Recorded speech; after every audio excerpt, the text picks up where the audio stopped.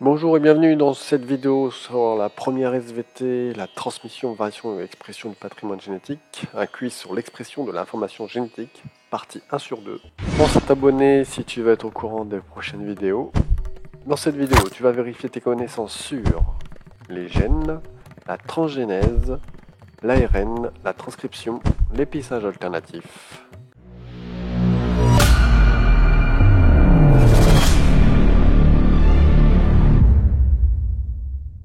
Par une question de questionne-toi. Donne la définition d'un gène.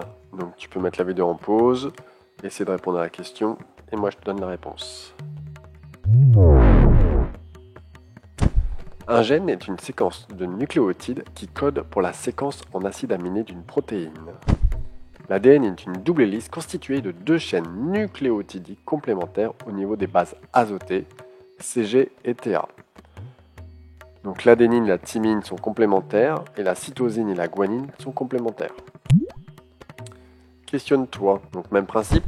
Explique le principe de la transgénèse. Et après on comprend la réponse.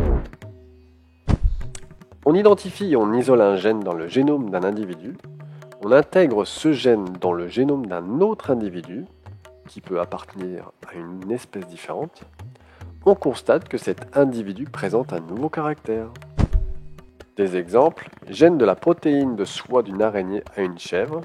La chèvre a acquis un nouveau caractère, c'est-à-dire la production de soie. Une protéine est caractérisée par... Alors je te propose 3 possibilités, il n'y en a qu'une de bonne. L'ordre des acides aminés qui s'enchaînent dans sa séquence, le nombre d'acides aminés dans sa séquence, le nombre d'acides aminés différents dans sa séquence.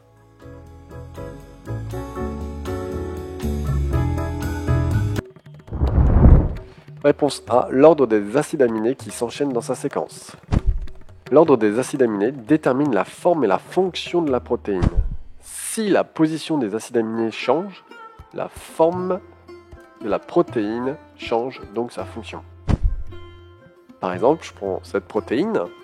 Si je supprime cet acide aminé-là, il n'y aura plus de liaison ionique. Du coup, la forme de la protéine va changer. Et elle n'aura plus donc la même fonction. Quelle molécule permet la synthèse des protéines?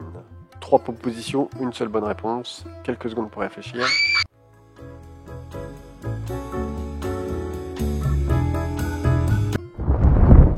Réponse B, l'ARN. Voici un ARN messager contenant des acides aminés.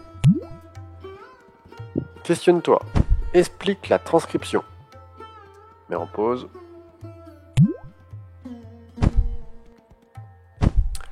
L'ARN polymérase se fixe sur l'ADN au début d'un gène, il déroule l'ADN et l'ouvre en rompant les liaisons hydrogène. Les deux brins se séparent, l'ARN polymérase synthétise un ARN prémessager en positionnant face à chaque nucléotide du brin codant le nucléotide complémentaire. Hello. Donc on a en vert ici l'ARN polymérase, en bleu notre ADN, en rouge l'ARN prémessager qui va être fabriqué. Les nucléotides du brin codant, ici par exemple j'ai visé T, et le nucléotide complémentaire, U par exemple, qui va être sur l'ARN prémessager. Les complémentaires sont à écrire sur l'ARN prémessager, et les nucléotides du brin codant sont ceux de l'ADN. Questionne-toi, comment passe-t-on d'ARN prémessager à ARN messager? Une partie de l'ARN est éliminée. En effet, des fragments du gène ne sont pas codants. Les introns et seules les parties codantes, les exons, sont conservés. On parle de maturation ou encore d'épissage. Donc après une transcription, on fabrique notre ARN prémessager. Et pendant la maturation ou l'épissage, on retire tout ce qui est intron pour garder que les exons. Donc j'ai mon ARN ici, mon intron ici, et mes exons, ils sont ici. Donc on voit de l'ARN prémessager à l'ARN messager, je n'ai gardé que les exons. Explique-moi l'épissage alternatif. Un ARN prémessager peut donner plusieurs ARN messagers par recombinaison des exons. on parle d'épissage alternatif. Ces différents ARN messagers vont donc donner plusieurs protéines. Un gène donne plusieurs protéines.